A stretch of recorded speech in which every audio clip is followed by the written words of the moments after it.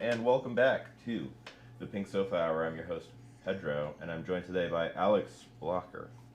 How are you doing today, sir? I'm doing pretty good. How are you? I'm great. Thank you so much for being here. You look Yes. very stylish as usual. Why, thank you. That's a big compliment. Thank you. Did you plan your outfit to match the couch? Because I think you're killing it today. I did not actually. I was trying to figure out if the pink beanie made any sense. It was literally just in my car. I was cold. But then it all just worked out. It all worked out. As a fellow owner of pink beanies, I always keep one in the car. Right? Just in case. You never know. Yeah. Right? Right. Those needs just pop up sometimes. You know. So how'd your show go last night? The show was bomb. The show was bomb. I'm really liking this new band arrangement I got going on. Nice. You're playing with Zoe and Yes. Patrick? Here and there. He wasn't last night. Last night I had a gal named Amanda Morin on guitar. Oh, She's fire. nice. I had my homie Jonte on the drums. I had Zoe Nasimoff on the bass. On the bass. We had Greg Kalfka on the keys. Oh, Greg, nice. Greg was on the keys, and then I had my cousin Lauren Atlas. She was helping me on the vocals. Cool. So yeah, we had a stacked, and then we had some sit-ins. You know, it was a big Yeah, big party. for the viewers that are not aware, last night for St. Patrick's Day, Alex played at Vision Quest Brewery, which is a really great little local venue here and brewery at in Boulder. And we definitely love Vision Quest. That's Yes. where I met a lot of really cool folks here from It's a vibe in there for Denver. sure. Yeah. Did they do anything special for St. Patty's? They dye their beer? I don't think they dyed the beer, but I'm more on like the jazz, funk, soul side. So I brought in a couple Celtic musicians and a couple other musicians to help set that vibe. Like Nice. I had my homie El Michelle with me, Jack Lobb, Tom LaFon from Banshee Tree. They all came, sat in, jammed in between my sets to bring that Celtic vibe. But we had Mortal Kombat set up on the N64, although that doesn't fit the theme. But we had some cool stuff going on. Wow, you're already hitting on so many fun questions that I have for you later. But Let's hit 'em. let's first get into some of the history behind Yes. the whole Alex Blocker project. Yes. Obviously, the first thing that people usually notice is you play the violin. Yes. That's a little unconventional for somebody that gets into hip hop. It's an underrated instrument. Oh, absolutely. And most stringed instruments of the classical variety, I think. I'm more of a violist myself. I played that back in middle school. That's what's up. But I love the violin. How did you get into it? When I was a kid, it was just kind of one of those. My family's like, let's sign him up for an instrument, type things. It's pretty organic start. But I suppose as I was getting to like an older age, later teens, music was the thing that was still kind of speaking to me in that way. But I mean, it kind of wasn't like I didn't have in my mind, I'll learn the violin and then bring it into hip hop. And that kind of happened later. I was an orchestra kid. I was playing the violin. I was, I don't even think I was abnormally good at it. It was like a hobby of mine. And then as time went on, it was like the only thing that continued to be interesting for me. And then to the side of that, I loved hip hop, all types of music. And so over time, the two would come together. But even now, a lot of times it's really hard for me to know how to lay violin on some of the compositions that I find myself gravitating towards, Sure. Like it sometimes is like the hardest part for me, actually. Yeah, it's a unique challenge, and it definitely adds a very special flavor to your music in general. Thank you. What is it that started driving you towards doing more performance outside of the whole classical world? Was it specifically like freestyling? Did you find yourself in like an open mic and you were like, I want to like somehow tie together what I like about hip hop and violin? And there were definitely some open mic scenarios. Like, I grew up in Chicago, so I would be at a space called U Media a lot, and there would be open mics there. They'd be teaching, production classes free to the public, that type of thing. Or, we'd go to open mics with friends for fun, that sort of thing. I think that me performing in the classical world, that was already happening organically. So performing was something that I knew that I enjoyed.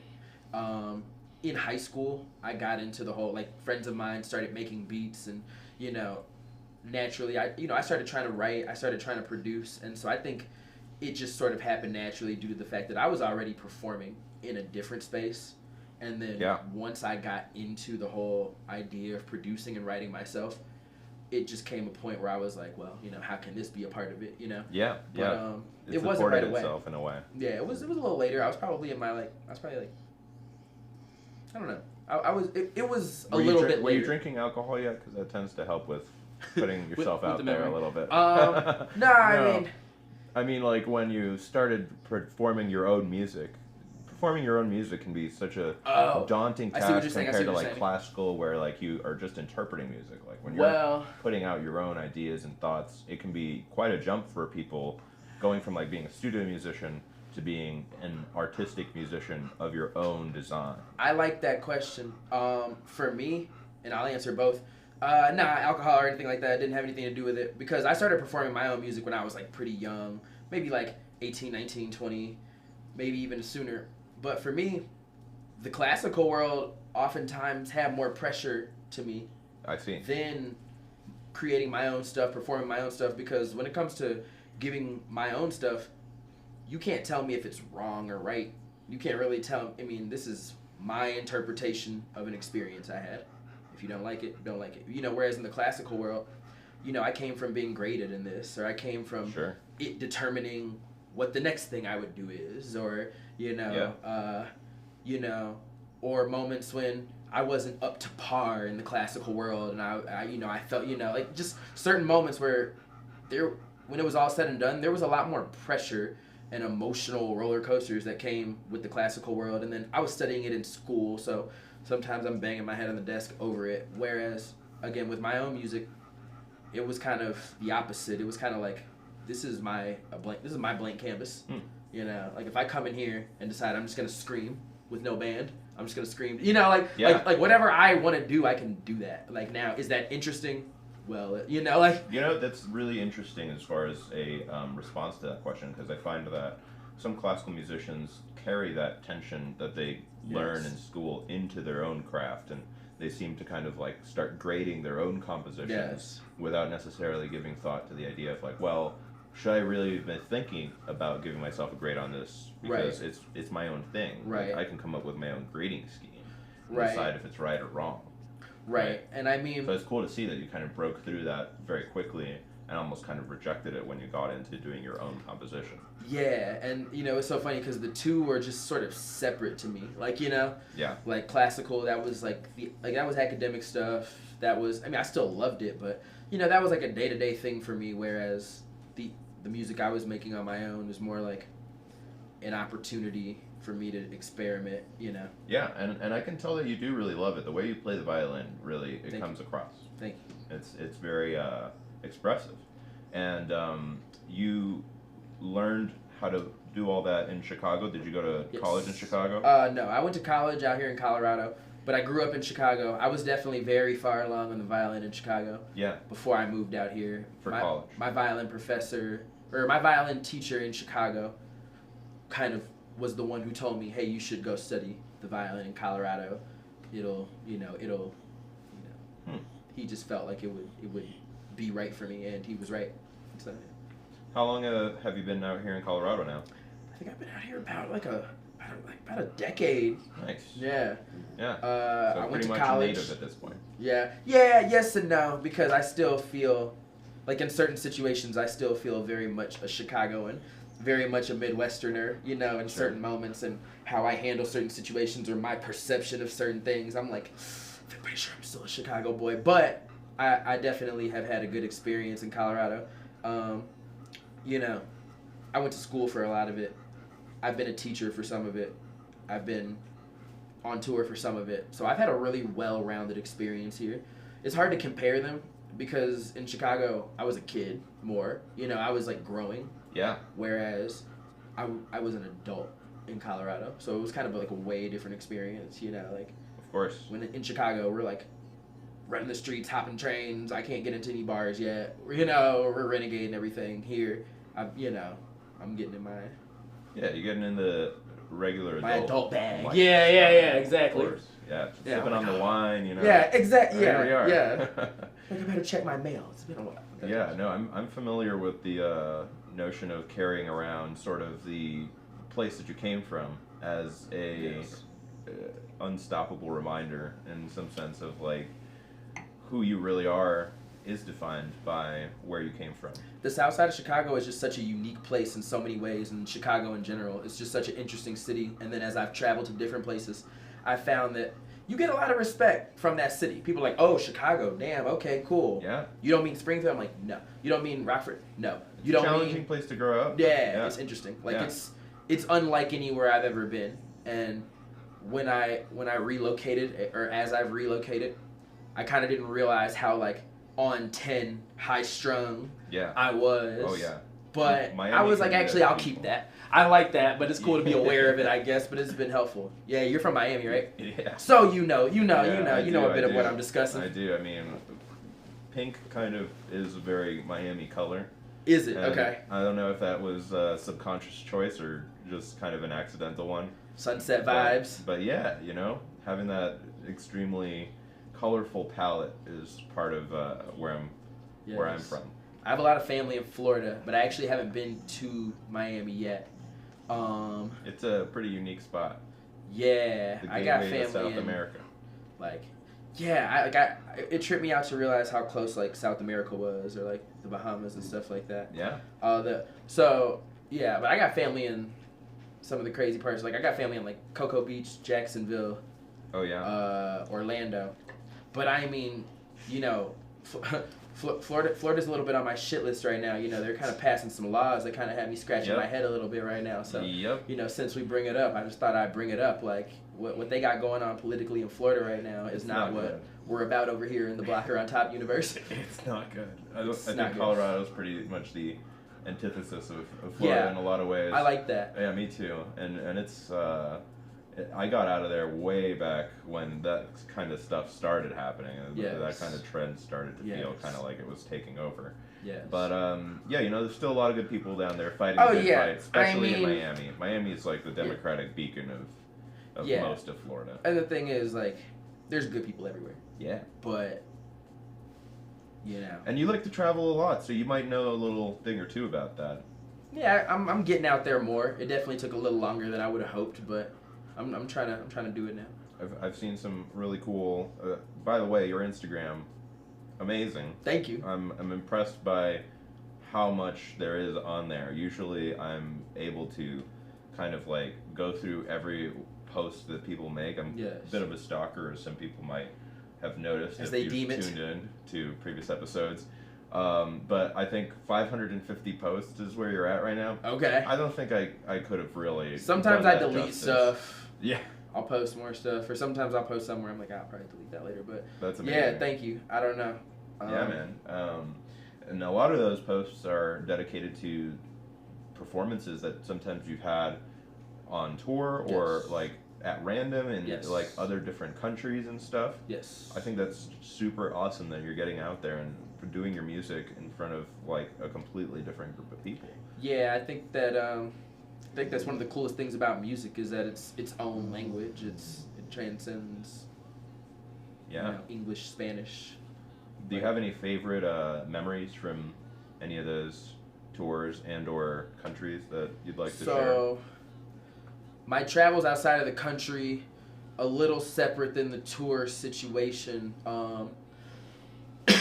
I've definitely had the pleasure of making some music outside of the country, but I haven't like really full on toured outside of the country yet officially. You know, I'll get into little musical situations, but I haven't like dropped that tour poster for out of the country yet. Yeah.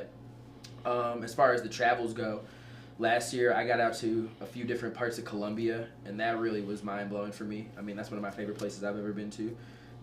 Cartagena, you know, Medellin, and one of my favorite parts was that, you know, a lot of times people don't think of those as like black cities, and they like really are. Like they're like there's so much African culture weaved into what's going on there. And so I got to visit a village called Palenque, outside of Cartagena, that's still like indigenously African. The bloodline is from like some slaves who escaped Spanish slave trade in Cartagena, establish the city. The city is still there. They police themselves. They govern themselves. They have their own food, culinary systems. So those type of things, that has an impact on the music that I can't even put into words. It just opens, like, when I sit down at the program, there's just different things kicking through my mind. And then a few months after that, I got a chance to hit Costa Rica, and that was definitely a vibe. I went to La Fortuna, Tamarindo, San Jose, and a lot of times people don't, they say, don't kick it in San Jose, because it's a city, it has some grit to it, but that's everything I'm about over here. And so I had a blast there. We were hitting nightclubs, and I say we, but I solo travel these things. I just pull up by myself. That's busy. Awesome, man. Yeah, get busy. I don't speak Spanish fluently, but I know a couple of things, That sounds like you're at least moving towards fluency, getting out there as often as you have been. So. But then on the tour side, this past summer, I did a super dope tour with my friend PJ Moon. We hit a lot of places in California, like North Hollywood, Encinitas, Sunset Beach, Temecula. We were in Arizona, in the south of Arizona, like Bisbee. We were in Moab, Utah, some spots in Colorado. Like that was probably like the widest ranging tour that I've ever done. But every tour I've ever been a part of has been a vibe in its own way. Like they're really, it's something I enjoy. Yeah, I can tell. But I'm still on the renegade side of it. Like, there's still tons of times, like I want people to know, like, there's still, like, we're sleeping in, like, we're setting up tents for some of this. We're camping in the car for some of this. We're sleeping on people's couches. We're sleeping on the floor. So Dude, I'm still very in the renegade phase of this, Heck yeah. We're losing money at some. We're making money at some. We put gas in the car. We're back losing money and some, I think that's part of the whole experience of what you're trying to do, like when you're really about it, you have to do it, and it doesn't really even matter what the cost is, what you have to put into it to get what you need out of it. Exactly. And eventually people recognize that energy and they'll follow that. They'll recognize let's hope so. Shit. Hell yeah, man. I mean, that's what it's all about. Yeah. Because one of my things is, we might lose money on a tour. We might lose money on releasing a song, blah, blah, blah. It might, but that money will get spent one way or another. Yeah. Yeah, like, we've all gone to the bar and spent what it would have costed to start your own website. That's right. We've all gone, That's right. taken somebody out to dinner who wasn't going to matter and spent what it would have costed to get yourself a design on a shirt made or something, I don't know. So it's just where you put your focus, I think. Yeah, you learn how to use your resources differently as you start to recognize what's important in life. What's your opinion on Dragon Ball Z? It's classic. It can't be duplicated. It was definitely, when I was coming home from school, grade school, every day, 4 p.m., that was on the TV for sure. Yeah. Like, I'd be sitting down. Who's your favorite Dragon Ball Z character? I might have to name more than one. If you don't say Frieza, I'm going to be a little upset. Okay, see, I don't know why I didn't see where you were going with this before. I need to wake up. You know who I was going to say, actually? Piccolo? Yes! Nice. That's my favorite character. How did you know that? I didn't. I just guessed my favorite. No, yeah, character. Piccolo. Like, I don't feel like he gets enough shine. He has a whole bunch of swag. Yeah, dude, the outfit. That guy's just the drip master. And, I mean... His demeanor, it's like, when he showed up in every episode, I was like, oh. And it kind of felt like, I mean, let's be honest, it kind of felt like in a roundabout way they were giving us like an ethnic character. He's rocking a turban. Like he's green. I don't know. Maybe I'm tripping, but like, and I'm not saying I identify with him for that reason. I mean, he has swag, but I'm just saying like, Piccolo definitely was like, okay, this character's different. Yeah. He stood out, and he still stands out. Similarly to Frieza, but Frieza's kind of way more of an asshole. Frieza's an asshole. Yeah. Also, but see what I like about Frieza is there's a whole lot of different Friezas. Yeah. Frieza transforms. Frieza evolves. He is like a Pokemon. Yeah. Yeah. Frieza's rocking the purple, the pink. He's got my favorite color palette. Frieza has like a really distinctive voice. Right. Frieza's voice. Yeah. We don't know, So tell me a little bit about your process when you go to write a new song. And after that, I think we might perhaps get into doing a little performance. Let's do that. But what is it that inspires you to say, hey, you know what, this thought that I had the other day, I'm going to turn that into a song? So the process works a few different ways for me, honestly, and I really geek out on the process. I think the process is dope. Not mine in particular that I'm saying, but I just think the artistic process in general is cool to analyze. But for me, a lot of times, I'm creating whether something is going on in particular or not. Like, you know, sometimes I'll have an idea. Sometimes there will be a life event, and I'll take that to a pen and paper. But a lot of times, I'm just like, well, I have time right now, so let's create. I'm usually always inspired, honestly. Like, usually there's enough going on. Because there's things from years ago that I still haven't taken the time to put on wax yet. So, like, it's more like a when do I have time to do this sort of thing. So you've just got this rolling train of inspiration at this point that just kind of keeps you going. And there's like a rolling train of people who I'm excited to work with, people who I'm in the middle of working with. I got 1.5 million done songs. So honestly, the hardest part for me is like picking what song should come out and finishing it, you know, and coherently finding the time sometimes to work with the people that you've been putting those songs together with. But then, I mean, I don't know. I can get more specific if you mean, like, you know, like, let's say I'm sitting down at the program, like, what? I don't know. Like, how?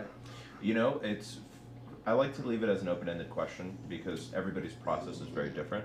Sometimes people are inspired by, like, a sound. They'll go into a program, Ableton or Logic or whatever, and they'll just start messing around until, like, oh, that tom. That's pretty much my process. Gotcha. But, like, you know, we've talked, you know, a little bit off camera, and you've mentioned that you've noticed, like, the genre fusion and, like, the evolution of my sound. So a lot of times when I sit down to do something, I'm opening up the program, I'm messing around, like you said. I usually like to start with a melody, synth melody, keyboard melody, like some chords or something. Sure, yeah. And then from there... It's kind of a classical approach in a way. Yeah. I'll start with that. I'll lay some drums, but I'm usually trying to get enough to start recording. I like to punch in a lot.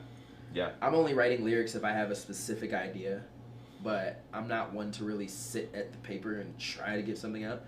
I'll just start humming melodies, you know, that type of thing. But where the process has gotten interesting lately is I'm trying to incorporate way more live instruments just because that's how I'm performing it live. And so I'm trying to bring that vibe into the recording more. Yeah, I've seen some of your Instagram stories lately. Yeah. You're definitely working with some musicians that are very well respected in the community. In fact, that was going to be my question after we went to a little performance section, was your connection to the community. You have so many collaborations. You're working with so many people. It's really inspiring to see that people recognize that you're somebody that should be worked with and they want to work with you. So, what do you have for us first on this little lineup for songs? I don't think I actually asked, but how many do you feel like you want to play today? I'm definitely excited to play a song called My Way because it's not out yet, so that's gonna be like a Pink Sofa exclusive. Nice. But it will be out hopefully in the next week or so. Like hoping it comes out on my birthday. When's your birthday? March 24th, Aries baby. So I'm hoping it comes out then. If not then, maybe a bit after. But I'm definitely trying to get into that one. And I'm not sure what after that. Maybe we can kind of like we can choose something on the fly. I mean, I see you got a guitar over there. All I need is 2 chords to spit the truth. I can maybe help out with that if you want. Throw me 2 chords. I can throw you some chords. Okay. You give me a chart, I'll read it. Oh yeah. But what do you got for us first? I'm gonna start with this unreleased joint that I hope you check out once it is released. My Way. It's called My Way. Oh yeah. Let's do it.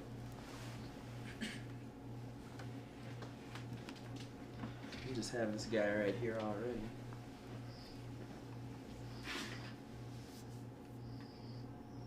I haven't known what the right camera to look in is. I'm just like, I'm addressing the whole room. Yeah, I'm just turning this on so that you get to see the chat if anybody's in there. You're ready to go whenever you're ready. Oh yeah. I'm not actually on the camera here.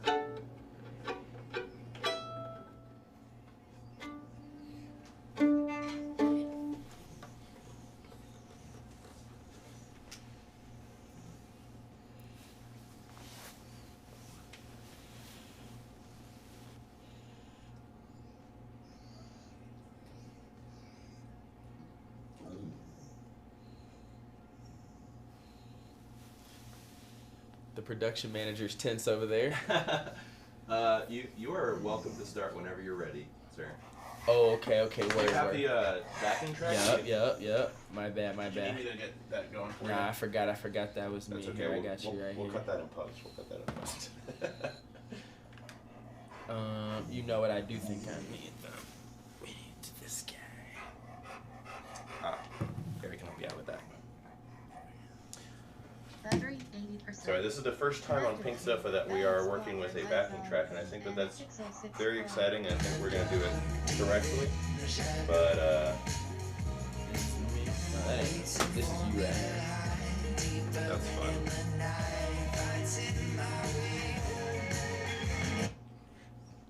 Okay, wow. Exclusive.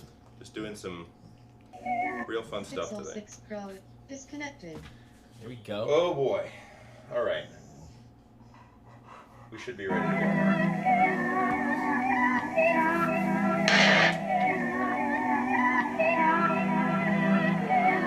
Blackerons. I wake up, get to it each day.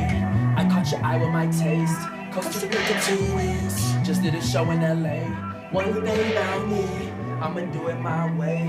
I'ma do it my way. On stage, I'm doing my dance. Switch on my wardrobe like Cher. Let's count out ice with a pair. I just walked in solo dolo, but I walked out with a pair.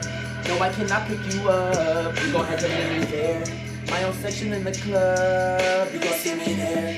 Oh, another cup. I know I'll be fine. You never liked me anyway. Don't waste my time. Don't ever try to tell me how to live my life. It's not yours, it's mine. I'ma do it my way.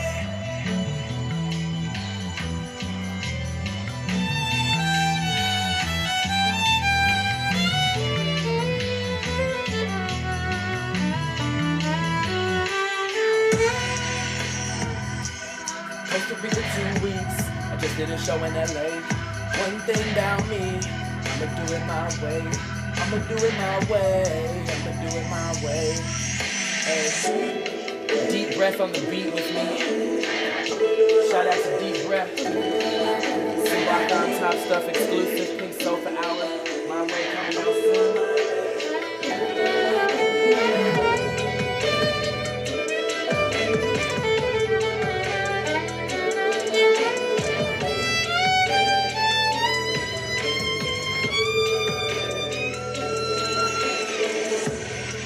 My wardrobe like Cher. Let's count out ice with a pair. I just walked in solo dolo, but I walked out with a pair. No, I cannot pick you up. You gon' have to meet me there. My own section in the club. You gon' see me there. Pour another cup. I know I'll be fine. You never like me anyway. Don't waste my time. Don't ever try to tell me how to live my life. It's not yours, it's mine. I'ma do it my way.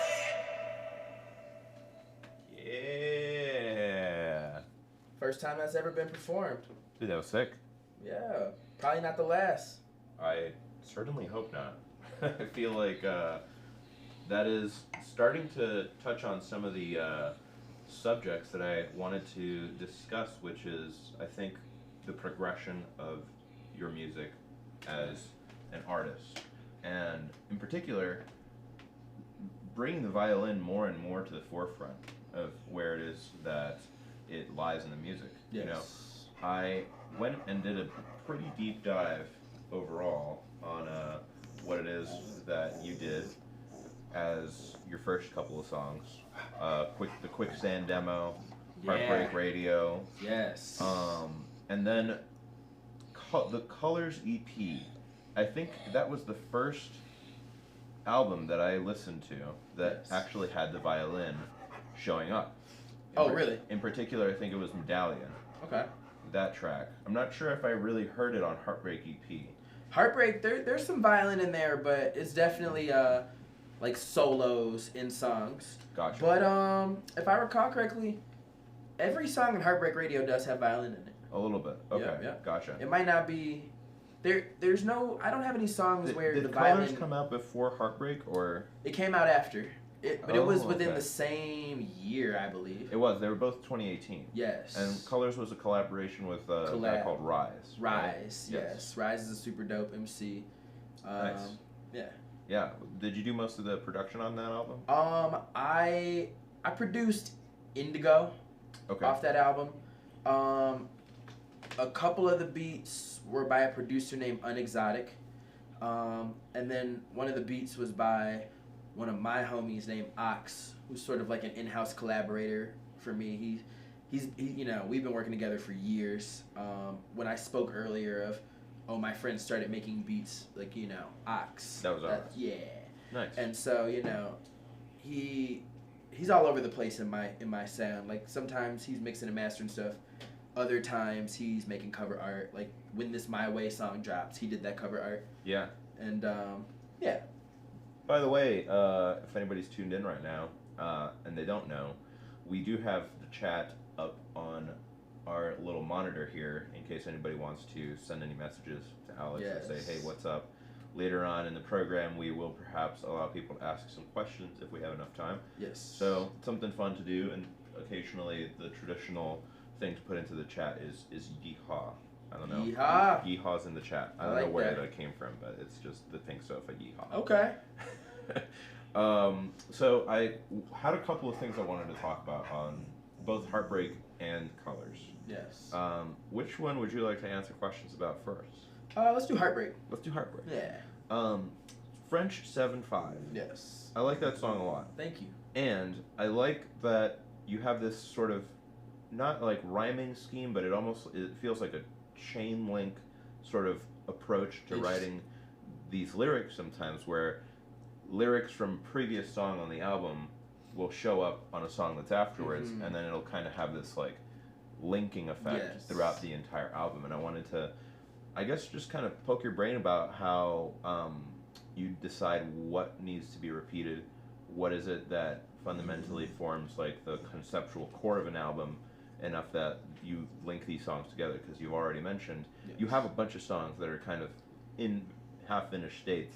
Do you kind of have an idea for an album and you string something together like that? Yes. Usually, I'm just creating, and then at a point, I start grouping songs into certain piles, trying to fit, and then that becomes an album.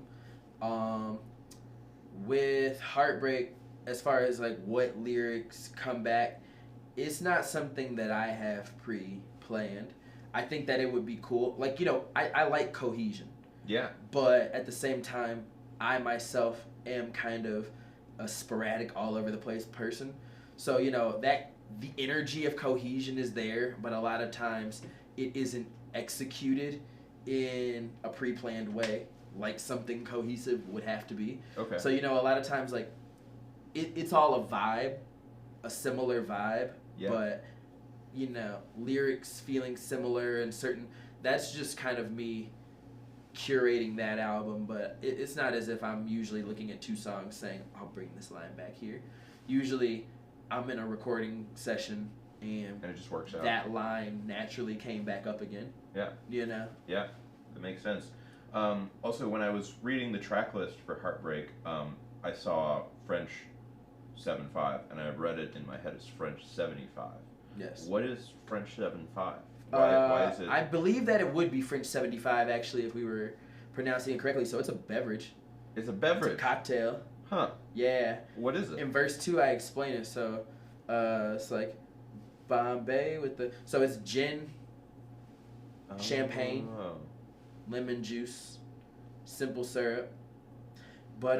See, I didn't realize you were describing the title drink name. That's cool. Yeah, it's a cocktail. Okay. It's kind of like an old-timey classic cocktail. Yeah. And... that was, okay, so that song kind of came from, I think I ordered it one night when I was out with a friend that I was trying to make something romantic happen with, and then it almost happened, but then it didn't. But I liked that beverage, and I kept ordering it, and blah, blah, blah, blah, blah. And so it kind of came out of that vibe, but French 7/5, I just said it like that while recording. But I think that if you were to, like, let's say, order it in a bar, you'd probably say a French 75. Interesting. I think it might be like I don't want to get the history wrong, but... ironically, breaking up the word 75 into 7/5 actually ends up with having less syllables.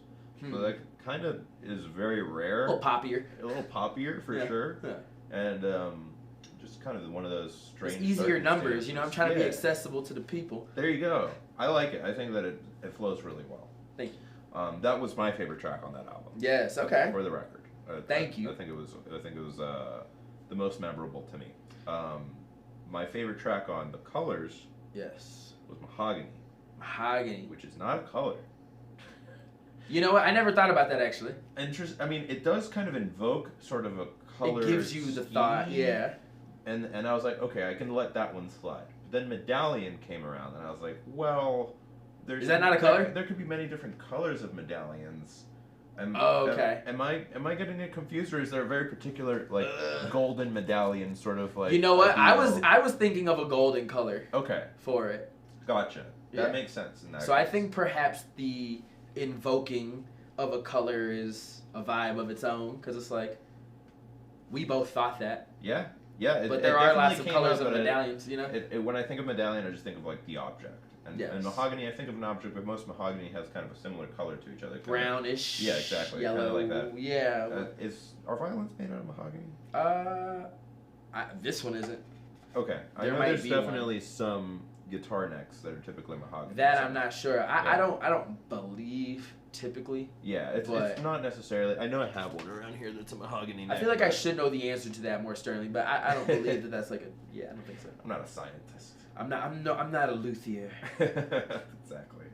I'm a shoddy luthier. Well, yeah, I think I can't exactly tell you why Mahogany was my favorite off of that album, but I think it was sort of the flow and the rhyme scheme that you guys used in that one, and how it supported itself with kind of space a little bit in between some of the verses. Yeah, that was an interesting album to make, because me and Rise it was a very organic thing. There were no emails. I was coming to his crib every day. We were chilling. He was moving to LA in like 2 months. So we were banging out as many songs as we could before he left. And then we had a 5-track. And I came out to LA and did a video with him. So there's actually like a super dope video for Indigo. I think it's out still. But we shot one. And yeah, that's an interesting album. Like for the reason that like it was very ephemeral. Like we've never performed any of that material. Yeah. I've never performed any of that material. And it was made sort of like in a very passing kind of way too. Yes. Yeah. We have, like we were around each other a lot for that. I pulled up on him in California, but we haven't really like chopped it up lately. Yeah. I mean, that's my dog, that's my man's, but like I mean, I wish there was a Colors too, but it was a very in passing album, like you said, but a special moment, because we were both in a phase where we were like, okay, I'm making some of the better music I've ever made. I'm trying to make more music. There was no one else in that vicinity who was making music, but yeah, cool album to make. Yeah, definitely, and I like the evocative nature of choosing colors as track names, and then sort of veering away from that a little bit with like Mahogany, Medallion. And I never even thought about it as veering away, honestly. So that's interesting. That I mean, it just like in the most strictest interpretation, if I wanted to go with that, it wouldn't necessarily fit as clearly as like the way Indigo does. Yes, right. It's not not as on the nose. But I will say both of those projects dropped in 2018, if I feel. Yeah, and I've dropped a lot of heat since then. I know, and I'm barely getting into it at this point. Yeah. I wanted to mention, like, you are one of the most prolific artists that I've had on the sofa. It's really cool to see. That's a big compliment. It's inspiring to kind of see the journey as it's gone along, and in particular, what I've noticed, apart from the introduction of more and more violin throughout the tracks, both as like backing material and soloing material, is that you've gone into perhaps also kind of an electronic sort of like heavier on that sort of like I wouldn't call it electro, because it kind of evokes some nice feelings around 2012 when I think of electro personally. But it's a different kind of take on it, and in particular, most recent album, Meet Me by the Lake, definitely has that sort of touch on it, and I wanted to see where it is that kind of came from for you. Again, it wasn't. I didn't like go into Meet Me by the Lake with the intent to add an electro feel per se, but I've always liked that vibe. I mean, coming from Chicago, land of house music. Yeah. I've always loved going to see DJs. Even now, I go see DJs. I don't do much DJing myself, but I don't think of myself as any one genre of artist. I just think of myself as just music. It's music. Sure. And so any vibe I catch, I like to try to add that to my palette. And that takes a lot of almost like courage to kind of redefine your artistic identity continuously like that. Well, thank you. I feel like it'd be limiting otherwise, because if I have an idea for a song, but I'm like, well, I'm an R&B project, so I can't Sure. do this and that, and it's like, well, why not? Yeah. Like you said earlier on in the interview, you get to make up your rules, your grading scheme. How I always think about it is maybe if I sign a deal one day, then I'll just stick to the script then. But until then, right, we're gonna keep it interesting. Heck yeah. And something I find interesting always with any sort of R&B hip hop project is sort of the repeating motifs and lines that show up. And one of them, I'm not sure if the camera can see it from all the way over there, is BOT. Yes. Blocker on top. Yes. I think the very first time that showed up in a song, it was in Ghost Princess. Ghost Princess. I was just telling my homie a hilarious story about how that song was made that I can't repeat on the air because I'm a family act. But Okay. Ghost Princess. I mean, it's YouTube. They're not going to necessarily go too crazy over anything. That's true. But Blocker on top, that was just kind of actually, I think I needed like a Twitter handle, maybe, Okay. or something like that. But I've never really been able to think of an artist name per se. Like I never was like, oh, I'm DJ somebody or like, this or that. Right. Like Alex the Rapper or something. Like I could never think of anything like that. So I just used my real name. But one thing I've always liked the nickname, the branding, just like that side of hip hop, like everyone has like their little moniker. I can never think of one, but Blocker on Top came up at some point. I really don't even know how or where, but I just kind of think of it as like like hyping myself up. Like I'm on top. You could be anyone on top. You're on top. We on top. Like the vibe is something positive and progressive like that versus the alternative. Right. But I like it, and I also enjoy the fact that you chose sort of this robot since it's a bot. Yes. It's the acronym. Yes, my mom actually drew that. I was going to out you for that. She drew that, and I was like, let's add that. Yeah, it's a great little drawing, man. Yeah, it's iconic. It was just kind of like, I don't know. I felt like I like incorporating my real life into stuff. So a lot of times, you'll hear talking with people who have been around me, or you'll hear references to people. So I thought it was cool to take a drawing that she did. But I always thought that it was kind of like weird to write my name on a shirt, just write like Alex Blocker on a shirt and then try to sell it to someone. Yeah. So I've tried to think of something that's a little more clever, like, oh, if someone's never met me, or they don't know who I am, or they don't care about me, or they don't even like me, but they just see that shirt. They'll see that design. Maybe, yeah. But all my stuff is like that. T-shirts, designs, those are all kind of one-off. Like I made 50 of those. There's probably like 30 left. Wow. When those are gone, that'll never be printed again. That's just gone. That's probably the second design I've ever come out with. So the next one is gonna be even bigger, even better. But I think the BOT might be a motif. I don't know. It's still molding. I think it definitely works. And to the fantastic viewers that we have today and don't know, the studio mascot, Scooter, he's here with us today to provide both emotional support and potentially some background singing. Yes. We'll see. I heard him get a couple notes in when we were at a heated part of the conversation, so. he definitely likes to chime in. Yes. Here and there. He interjects. This is your co-host. Yeah. He's like your Hannibal Buress. Yeah, exactly. He's supposed to provide comedic relief. He does a pretty good job. I think he was doing that, yeah. He does a Look at pretty him. good job. Sometimes he farts too. I have a funny question. Yes. So, with these, I'm not sure what to call them exactly. These little like intro hooks, like whole DJ Khaled thing, Blocker on top. In one of the songs, and it's called "Wrong One." Yes. The robotic voice or the lady voice that shows up and says Blocker on top of many of the other ones. She goes, Jonathan? Yeah. And I was like, who's Jonathan? What is that? Oh man, you're doing some listening. Jonathan. Jonathan. That was a homie of mine. So, funny story. Gotta take it back to Florida. This is a Florida cat. It all goes back to Florida. He produced that joint. And what's funny is we've never met in person before. Like, we just kind of, like, got locked in online somehow. Like, someone who I knew from college was like, oh, you remind me of this person or something. And so I've gotten a few beats from him over the years. And he's super hilarious on Twitter. He's on his investing game. But kind of like a mystery person to me. Like, kind of like a ghost to me. I've never met this person, but we've known each other online for years. He's made multiple. Like, there's a song on Formula.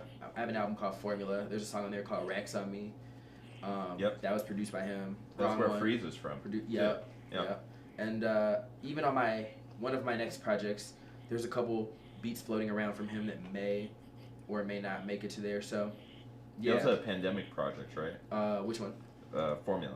Formula. You know what? Formula came out, funny enough, New Year's Eve, damn near. So it was like a couple months before the pandemic. Gotcha. Yeah. I remember seeing like the Frieza remix with like the yes. with the mask Oh on it. right, because you know what?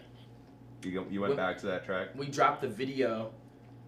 When we did a video for it, I decided to add a violin solo, and I rewrote a couple bars, and I had somebody else master it, and I was like, fuck it, let's drop that version. You know, Nice, just for continuity's sake, because, you know, I have like 10 fans, but if one of them heard... Definitely got more than 10. Well, if the 11th one heard the original Frieza, but then they watched the video, and they were like, well, that was like different at parts. Yeah. Like elements of the verse were rewritten, so I just re-released the different version just for anyone who gave a damn. Yeah, But, and you've been doing a lot of music videos. I think most lately, Rose from the North. Yes, right. That that's my seemed like most a pretty recent high production one. yes, thank you. I liked that. I did that with my homie Tucker Horn. Me and him also did the Good Love video. But yeah, I think that the Rose from the North was definitely probably my best work as a whole. Like from like, oh, I made the beat, the song, the video, just like the whole shebang. I think that was yeah, I'm proud of that one. It keeps getting better and better, man. Thank you. And occasionally, you know, I still get confused a little bit by some of the titles. And Meet Me by the Lake. Is there a lake in the fountain that you're sitting in, or is there like a lake behind the fountain that you're not supposed to see? No, there's no lake in the cover. Is it a metaphorical lake? Yeah, it's it's the lake within us all. No. I'm just curious. What did you think before I start rambling about it? Or were you just sort of like, what the? You know, I kind of listened to the lyrics and I tried to find a reference that would sort of tie the whole thing together. Yeah. And I'm not sure I really made the connection, but I think Meet Me by the Lake is sort of an evocative phrase on its own. Yeah. Like you could just say that and you know which lake, the one that it's not necessarily the one within us all. Yeah. But like we all kind of could say Meet Me by the Lake to anyone, and if both people know the lake that you're talking about, it's almost kind of like this romantic notion. Right. You know? It definitely has some of that to it. Everything you're saying is definitely part of where and what that was. So I'm sitting on a fountain. None of this is too on the nose. It's all kind of conceptual for me. But in Chicago, there's a super famous fountain called Buckingham Fountain. Yeah. And it's kind of like a spot downtown near Grant Park, you know, near where like all the Lollapaloozas and all that type of stuff is. And, you know, it's a tourist location. And so I'm sitting on a fountain. It's not that exact fountain, but it's kind of reminiscent of that to me. And, you know, growing up, I was on the south side. I was right by the lake. So Lake Michigan was sort of on my mind with that a bit. Buckingham Fountain was a little bit on my mind with that. But then for me, it was also, you know, Meet Me by the Lake. It almost has like a small, like you say, a familiar vibe to it. Like you and I both know you and I are friends. So it kind of has like a come into my world feel to it for me. Yeah, there's a familiarity to it. A familiarity. Yeah, Meet Me by the Lake. Like, you already know where it is. I already know where it is. You know, just come there with me. You know. What's the fountain? Uh, My curiosity then now turns to, where did this fountain come from? It's Well, a like really I- cool image of well, like I like hanging say- out in the fountain and like. a little bit the Buckingham Fountain that they have in Chicago, Oh, right okay. by the lake. Right. But it's not that exact fountain. But near Lake Michigan in Chicago, there is Buckingham Fountain, and those are just kind of like, you know, it might be like a hangout spot. You know, it might be like a, but it was just the vibe. It was just what I felt for that. I don't know. It's the most important thing to follow the vibe. Yeah, sometimes, it was. I think. Yeah. And I think my next order of operations, I guess you could call order of business, would be to invite you to shower with some more of your violin vibes. Yes. Would you like to play another track? I would love to. Would you be able to help me on the guitar? Oh boy. It's only 2 chords. It's only 2 chords. What do you got? What are the chords? A minor 7, E minor 7. Okay, I'm not sitting on the couch with you though. No? Okay, that's okay. Cause those will help us, you know. We talked a lot about Heartbreak Radio. So I figured let's do an old Heartbreak Radio one. Nice. Which one is that? This will be Makes Me Wonder. Fringe 75 is a dope one, but that one does get the love. And so I'm gonna do one that doesn't always get the attention. There is a super awesome music video for this one too. Actually, this one's called Makes Me Wonder 2. But And what's like the cadence to these yeah, chords? so you're gonna be like, and I like this for some exclusiveness, right? We doing it on the spot. This is very Blocker Band-esque. This is about as exclusive as it gets. I don't think I've played guitar with anyone else on this No, I like that. Like, so far. if you've been to a Blocker show, then part of that is you've heard me on stage being like, yo, just do G minor reggae. You know, I'm all over the place with it. So here's what I'm thinking. No, well, A minor 7, E minor 7. So it's gonna be like, and then back over it. Man, that'll work. This is called Makes Me Wonder too. We'll take it off a little violin. He wants some violin vibes.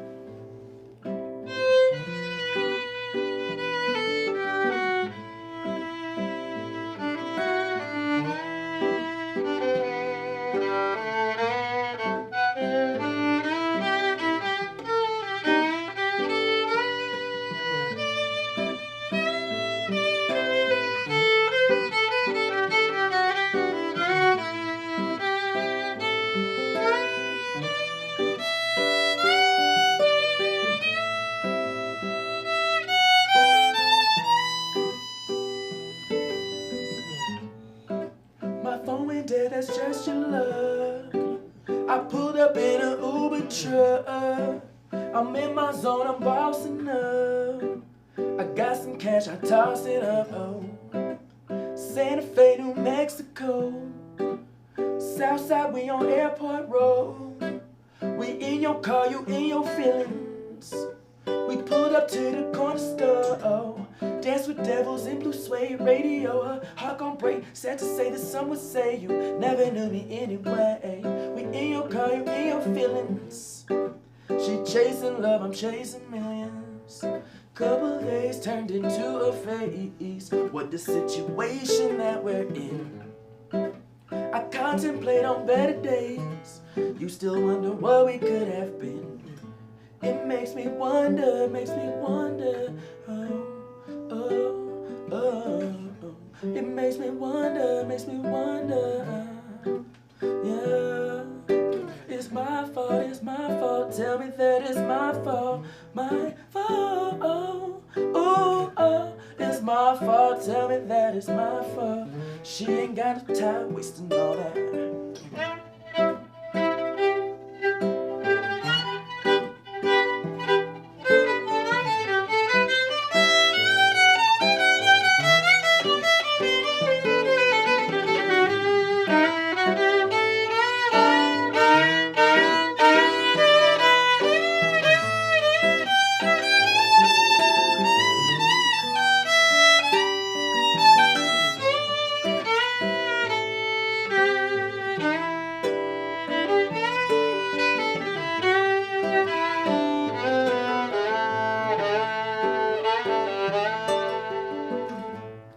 makes me wonder,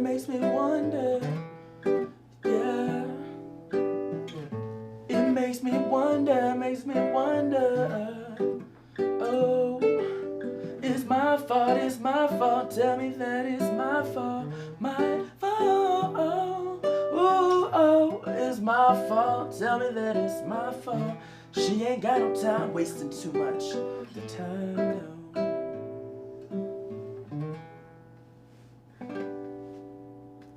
I'm not sure if you wanted it to end on the I A like minor or the I E like minor. exactly how it ended. Doesn't matter at all. Well, that's the very first rendition ever of No one's ever made you grab one of your guitars and play, huh? Nope. Everyone's in the blocker band at all times. I've been recruited. How does it feel? I feel great. It's your first blocker band show. How does it feel? You got the T on. How does it feel? I did it justice. And Oh, you did it justice. I'm always glad to provide live instrumentation over a backing track. You know what I loved about that Yeah. was because I feel like we got a couple different sides of the Alex Blocker thing that we got going on because, you know, I brought in some beats. Yeah, collaboration. I rapped That's to so him, huge to what And you're then doing. I was like, okay, let's do it with some instruments, like how you would see it at a show, or we gave your viewers some well-rounded natures we did it. of the situation. We did it. And I never really expected to play guitar on my own show. It's supposed to be all about the artists Nah, that but are here but I mean, providing their own stuff. So thank you for providing a good track, knowing the chord chart so that I could just pick up the chords, no big deal. And I thought that that leads in really nicely to my next question, which is you have a really nice singing voice. Thank you. But what is your opinion about autotune? I love autotune. Yeah. Yeah, I mean, it's controversial, the question sometimes. Yes. Especially to like trained singers who can actually do it. I'm classically trained musically, but autotune, I think there's a misconception that autotune is a substitute for talent, and it's not. Autotune is not going to help you write good lyrics. Autotune isn't going to tell you what melody to sing. Autotune isn't going to give you the life experience to write something that's relatable to people. Right. Autotune doesn't help you. Autotune doesn't give you access to production. Right. Autotune isn't going to get it mixed and mastered. Autotune is just kind of it's a flavor. Layer. Yeah, it's another layer. It's another seasoning. Right. Yeah. It's just like food, like the best the best cherry and whipped cream isn't gonna unmelt some ice cream. Mm-hmm. But I mean, I do think that perhaps live, I do think it is cool to see what someone can do. Like, for example. Yeah. But I mean, live autotune is dope too. But I'll give you an example of what I mean. Sure. Autotune doesn't grind my gears. I love autotune. I record with it. It's not every song. I don't need it to get through a song, but I use it when I want that feeling on a song. Yeah, I definitely think there's some emotions that you need autotune to feel that at this point. But I'll tell you something I don't like. I don't like the trend, and sometimes I think, should I say what I don't like, because I respect all artists. Like, You're I allowed don't to want have an opinion. Yeah, I don't want artists to feel like, oh, I'm shitting on what they do, but I don't like the current trend of people blasting the song and just screaming ad-libs to it.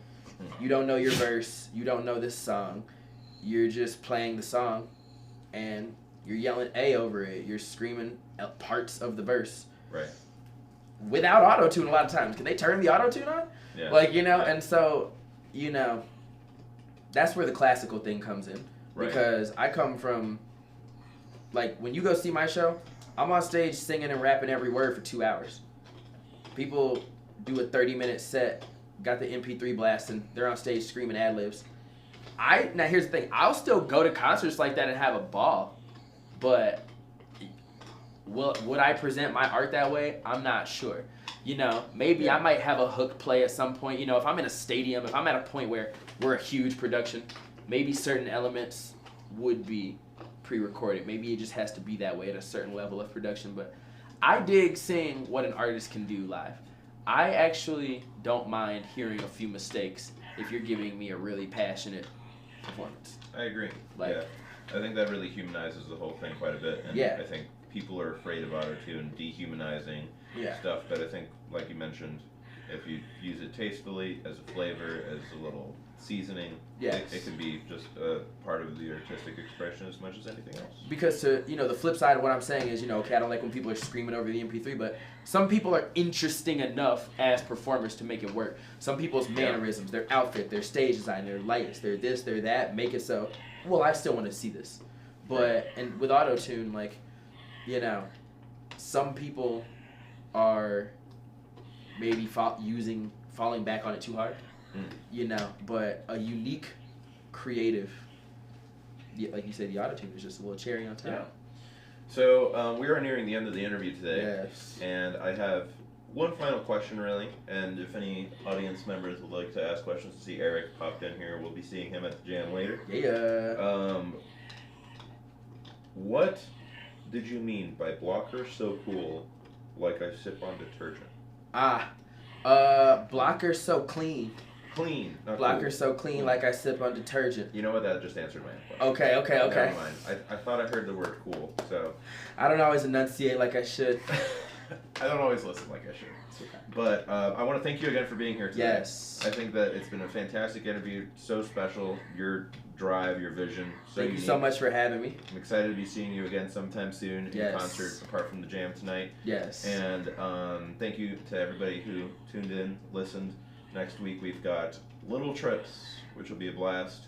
Thank you again, Alex. Yo, and if you're here, if you're listening, Blocker on top. Follow that on all platforms. Subscribe to my Patreon because there's a whole bunch of songs you've never heard before, but the subscribers have. There's videos you've never seen, but the subscribers have. 1, 5, 10, or whatever you guys subscribe to that Patreon, alexblocker.com. You can grab the merch on the website. Once they're gone, and they'll be worth money one day. I can guarantee you that. You're god dang right. Thank you so much, everyone. Have an excellent evening, and stay tuned for Purple Underground tomorrow. Bye.